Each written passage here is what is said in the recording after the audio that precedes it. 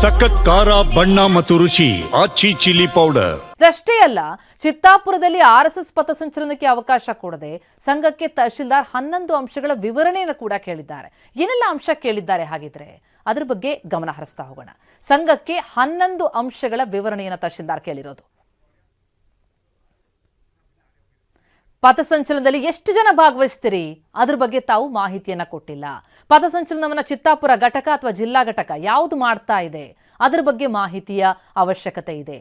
ಕಾನೂನು ಸುವ್ಯವಸ್ಥೆಗೆ ಧಕ್ಕೆ ಉಂಟಾಗದಂತೆ ಮುಂಜಾಗ್ರತಾ ಕ್ರಮ ತೆಗೆದುಕೊಳ್ಳೋದ್ರ ಬಗ್ಗೆ ಪತ್ರ ಸಲ್ಲಿಸಿಲ್ಲ. ಯಾವುದೇ ಲಾಠಿ ಅಥವಾ ಆಯುಧಗಳನ್ನ ಬಳಕೆ ಆಗುತ್ತೆ ಅದರ ಕುರಿತು ಮಾಹಿತಿಯನ್ನ ನೀಡಿಲ್ಲ. ಜೊತೆಗೆ ತಮ್ಮ ಸಂಘದ ನೋಂದಣಿ ಪ್ರಮಾಣ ಪತ್ರದ ದೃಢೀಕರಣವನ್ನು ಕೂಡ ಆ ಪ್ರತಿಯನ್ನ ಸಲ್ಲಿಸಿಲ್ಲ. ಕಾರ್ಯಕ್ರಮದ ಮುಖ್ಯ ಭಾಷಣಕಾರರು ಯಾರಿರ್ತಾರೆ ಆ ಬಗ್ಗೆ ಮಾಹಿತಿ ಕೊಟ್ಟಿಲ್ಲ. ಆರ್ಎಸ್ಎಸ್ನ ಸ್ಥಳೀಯ 10 ಮುಖಂಡರ ಮಾಹಿತಿಯನ್ನ ನೀಡಿಲ್ಲ. ಈ ರೀತಿಯಲ್ಲಿ 11 ವಿವರಣೆಗಳನ್ನ ಕೇಳಿದ್ದಾರೆ. ಅಂದರೆ ತಮ್ಮ ಸಂಘದ ನೋಂದಣಿ ಪ್ರಮಾಣ ಪತ್ರದ ದೃಢೀಕರಣ ಏನಿದೆ ಅದನ್ನು ಕೂಡ ಪ್ರತಿಯನ್ನ ತಾವು ಸಲ್ಲಿಸಿಲ್ಲ. ಪಥಸಂಚಲನದ ಕಾರ್ಯಕ್ರಮದ ಮೂಲ ಉದ್ದೇಶ ಏನು ಆ ಬಗ್ಗೆ ಮಾಹಿತಿಯನ್ನು ತಾವು ಸಲ್ಲಿಸಿಲ್ಲ. ಸಂಘಕ್ಕೆ ಈ ಎಲ್ಲ ವಿವರಣೆಗಳನ್ನ ಕೋರಿದ್ದಾರೆ. ಎಷ್ಟು ಜನ ಭಾಗವಹಿಸ್ತೀರಿ, ಅಲ್ಲೇನಾದರೂ ಅಸ್ತ್ರಗಳ ಪ್ರಯೋಗ ಆಗತ್ತಾ, ಯಾರು ಭಾಷಣ ಮಾಡ್ತಾರೆ, ಅದರ ಕಾನೂನು ಸುವ್ಯವಸ್ಥೆ ಪಾಲನೆ ಮಾಡೋರು ಯಾರು, ಈ ಚಿತ್ತಾಪುರ ಘಟಕನ ಜಿಲ್ಲಾ ಘಟಕನ ಯಾರು ಈ ಪಥಸಂಚಲನವನ್ನ ಮಾಡ್ತಾ ಇರುವಂಥದ್ದು, ಜೊತೆಗೆ ಎಲ್ಲ ಮುಂಜಾಗ್ರತಾ ಕ್ರಮ ಏನು ತೆಗೆದುಕೊಳ್ಳಲಾಗುತ್ತೆ ಯಾವುದೇ ಧಕ್ಕೆ ಆಗದಂತೆ ಕಾನೂನು ಸುವ್ಯವಸ್ಥೆಗೆ ಅದ್ರ ಬಗ್ಗೆ ತಾವು ಪತ್ರ ಸಲ್ಲಿಸಿಲ್ಲ. ಲಾಠಿ ಆಯುಧಗಳ ಕುರಿತು ಮಾಹಿತಿ ಕೊಟ್ಟಿಲ್ಲ. ಈ ರೀತಿ 11 ಅಂಶಗಳ ವಿವರಣೆಯನ್ನು ತಹಶೀಲ್ದಾರ್ ಕೇಳಿರೋದು. ಅದೆಲ್ಲವನ್ನ ಇಟ್ಕೊಂಡು ಅನುಮತಿಯನ್ನು ನಿರಾಕರಿಸಿದ್ದಾರೆ. ಚಿತ್ತಾಪುರದಲ್ಲಿ ಬಿಗಿ ಪೊಲೀಸ್ ಬಂದೋಬಸ್ತ್, ಹೆಜ್ಜೆ ಹೆಜ್ಜೆಗೂ ಪೊಲೀಸರಿಂದ ಬಿಗಿ ಬಂದೋಬಸ್ತ್ ಇದೆ. ಯಾವುದೇ ಅಹಿತಕರ ಘಟನೆ ನಡೆಯದಂತೆ ಕಟ್ಟೆಚ್ಚರ ವಹಿಸಲಾಗಿದೆ. ಅನುಮತಿ ನಿರಾಕರಣೆಯ ಹಿನ್ನೆಲೆಯಲ್ಲಿ ಪಥಸಂಚಲನ ಆಗಿಲ್ಲ. ಆದರೆ ಇದಕ್ಕೆ ಸಂಬಂಧಪಟ್ಟಂತೆ ಭದ್ರತೆಗಾಗಿ ಎಪಿಎಂಸಿ ಯಾರ್ಡ್ನಿಂದ ಏನು ಪಥಸಂಚಲನ ಆರಂಭ ಆಗಬೇಕಾಗಿದೆ. ಕೆಲ ರಸ್ತೆಗಳಲ್ಲಿ ಆರ್ಎಸ್ಎಸ್ ಪಥಸಂಚಲನ ಸಾಗುತ್ತೆ, ಚಿತ್ತಾಪುರದ ಕೆಲ ರಸ್ತೆಗಳಲ್ಲಿ. ಆದರೆ ಈಗಿರುವಂಥದ್ದು ತಹಶೀಲ್ದಾರ್ ಅನುಮತಿ ಕೊಡಲಿಲ್ಲ. ಆದರೆ ಕೋರ್ಟ್ನ ಮೆಟ್ಟಿಲೇರೋದ್ರಿಂದ ಅಲ್ಲಿ ಯಾವ ರೀತಿಯಾದಂತಹ ಉತ್ತರ ಸಿಗತ್ತೆ ಈ ಬಗ್ಗೆ ಇನ್ನಷ್ಟು ಡೀಟೇಲ್ಸ್ ಪಡೆಯೋಣ. ದತ್ತಾತ್ರೇಯ ನಮ್ಮ ಸಂಪರ್ಕದಲ್ಲಿದ್ದಾರೆ. ದತ್ತಾತ್ರೇಯ, ತಾವು ವಿವರಿಸ್ತಾ ಇದ್ರಿ ಅಲ್ಲಿ ಬಿಗಿ ಪೊಲೀಸ್ ಬಂದೋಬಸ್ತನ್ನ ಕೈಗೊಳ್ಳಲಾಗಿದೆ ಅಂತ. ಅಂದ್ರೆ ಯಾವುದೇ ಕ್ಷಣದಲ್ಲೂ ಕೋರ್ಟ್ನಿಂದ ಏನು ಉತ್ತರ ಬರುತ್ತೆ ಅದ್ರ ಬಗ್ಗೆ ಕಾತರ ಇರುವಂತದ್ದು. ಒಂದೊಮ್ಮೆ ಸ್ಪಂದನೆ ಸಿಕ್ಕಿದ್ರೆ ಆರ್ಎಸ್ಎಸ್ ಪಥಸಂಚಲನೆಗೆ ಅವಕಾಶ ಕೊಟ್ರೆ ಅದಕ್ಕೆ ಸಂಬಂಧಪಟ್ಟಂತೆ ಎಲ್ಲ ವ್ಯವಸ್ಥೆಗಳಾಗಿರೋದಾ, ಅಥವಾ ಈ ಪೂರ್ವಾನುಮತಿಗಾಗಿ ಮೊದಲೇ ಏನು ಪೊಲೀಸರಿಗೆ ಬಳಿ ಹೋಗಿದ್ರು, ಅವರಿಗೆ ನಮಗೆ ಭದ್ರತೆ ಬೇಕು ಅಂತ ಕೋರ್ಕೊಂಡಿದ್ರು ಆರ್ಎಸ್ಎಸ್ನವರು, ಆ ಹಿನ್ನೆಲೆಯಲ್ಲಿ ಈ ವ್ಯವಸ್ಥೆಗಳಾಗಿರೋದಾ?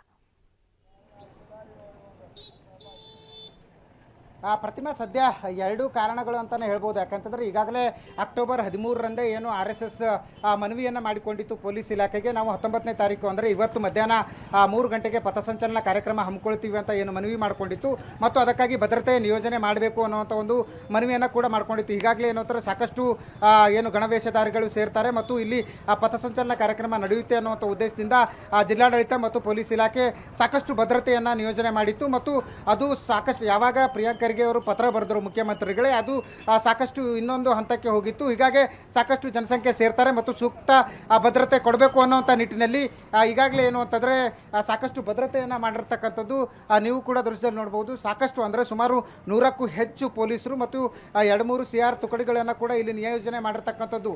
ಯಾಕಂತಂದರೆ ಇವತ್ತು ಕೋರ್ಟ್ ಮೆಟ್ಲೇರಿದೆ ಕೇಸ್, ಕೋರ್ಟ್ ಯಾವಾಗ ಬೇಕಾದರೂ ಕೂಡ ತೀರ್ಪು ಬರುವಂಥ ಸಾಧ್ಯತೆ ಹಿನ್ನೆಲೆಯಲ್ಲಿ ಒಂದು ವೇಳೆ ಏನು ಅಂತಂದರೆ ಪಥಸಂಚಲನಕ್ಕೆ ಕೋರ್ಟ್ ಆಸ್ತು ಅನ್ನೋದಾದರೆ ಸಾಕಷ್ಟು ಭದ್ರತೆಯನ್ನು ಕೊಡಬೇಕಾಗುತ್ತೆ. ಹೀಗಾಗಿ ಏನು ಅಂತಂದರೆ ಪ್ರಿಕಾಷನ್ ಆಗಿ ಸದ್ಯ ಕಲಬುರಗಿ ಜಿಲ್ಲಾ ಪೊಲೀಸ್ ಇಲಾಖೆ ಏನು ಅಂತಂದರೆ ಭದ್ರತೆಯನ್ನು ನಿಯೋಜನೆ ಮಾಡಿರ್ತಕ್ಕಂಥದ್ದು. ಏನು ಖುದ್ದು SP ಅವರ ನೇತೃತ್ವದಲ್ಲಿ ಈ ಒಂದು ಭದ್ರತೆ ನಡೀತಾ ಇರ್ತಕ್ಕಂಥದ್ದು. ಯಾಕಂತಂದರೆ ಬಜಾಜ್ ಕಲ್ಯಾಣ ಮಂಟಪದಿಂದ ಆರಂಭವಾಗಂಥ ಏನು ಪಥಸಂಚಲನ ಇದೆ ಅದು ಸೇವಾಲಾಲ್ ವೃತ್ತದವರೆಗೂ ಸುಮಾರು ಅಂದರೆ 2-3 ಕಿಲೋಮೀಟರ್ ಈ ಒಂದು ಪಥಸಂಚಲನ ಕಾರ್ಯಕ್ರಮ ನಡೆಯುತ್ತೆ. ಮಧ್ಯಾಹ್ನ 3 ಗಂಟೆಗೆ ಆರಂಭವಾದರೆ ಸಂಜೆ 6 ಗಂಟೆವರೆಗೂ ಕೂಡ ಪಥಸಂಚಲನ ನಡೆಯುವಂಥ ಸಾಧ್ಯತೆ ಇದೆ. ಅದಕ್ಕೆ ಕೌಂಟರ್ ಆಗಿ ಭೀಮ್ ಆರ್ಮಿ ಕೂಡ ಇವತ್ತು ತಾವು ಭೀಮ್ ಪಥಸಂಚಲನ ಮಾಡ್ತೀವಿ ಅನ್ನುವಂಥ ಒಂದು ಮನವಿಯನ್ನು ಸಲ್ಲಿಸಿತ್ತು. ಆದರೆ ಅದಕ್ಕೂ ಕೂಡ ತಹಸೀಲ್ದಾರ್ ಕಡಿವಾಣ ಹಾಕಿರ್ತಕ್ಕಂಥದ್ದು. ಆದರೆ ಆ ಸಂಘಟನೆ ಈಗ ಕೋರ್ಟ್ಗೆ ಹೋಗಿಲ್ಲ. ಒಂದು ವೇಳೆ ಏನು ಅಂತಂದರೆ RSSಗೆ ಏನು ಕೋರ್ಟ್ ಅನುಮತಿ ನೀಡಿದ್ದೆ ಆದಲ್ಲಿ ಪಥಸಂಚಲನ ಕಾರ್ಯಕ್ರಮ ನಡೆಯುತ್ತೆ. ಅದಲ್ಲದೆ BJP ಅವರು ಹೇಳ್ತಾ ಇರ್ತಕ್ಕಂಥದ್ದು ನಾವು ಮಧ್ಯಾಹ್ನ 3 ಗಂಟೆಗೆ ಏನು ಹಮ್ಮಿಕೊಂಡಿದ್ದೀವಿ ಕಾರ್ಯಕ್ರಮ ಅದನ್ನು ನಾವು ಮಾಡ್ತೀವಿ ಅನ್ನುವಂಥ ಒಂದು ಚಾಲೆಂಜ್ ಅನ್ನ ಮಾಡ್ತಿರ್ತಕ್ಕಂಥದ್ದು. ಹೀಗಾಗಿ ಏನು ಅಂತಂದ್ರೆ ಜಿಲ್ಲಾಡಳಿತ ಮತ್ತು ಪೊಲೀಸ್ ಇಲಾಖೆಗೂ ಕೂಡ ಸಾಕಷ್ಟು ಚಾಲೆಂಜಿಂಗ್ ಆಗಿರ್ತಕ್ಕಂಥದ್ದು. ಹೀಗಾಗಿ ಸಾಕಷ್ಟು ಪೊಲೀಸ್ ಭದ್ರತೆ ನಿಯೋಜನೆಗೊಂಡಿರ್ತಕ್ಕಂಥದ್ದು. ಪ್ರತಿಮಾ, ಥ್ಯಾಂಕ್ ಯು ದತ್ತಾತ್ರೇಯ ತಮ್ಮೆಲ್ಲ ಮಾಹಿತಿಗೆ.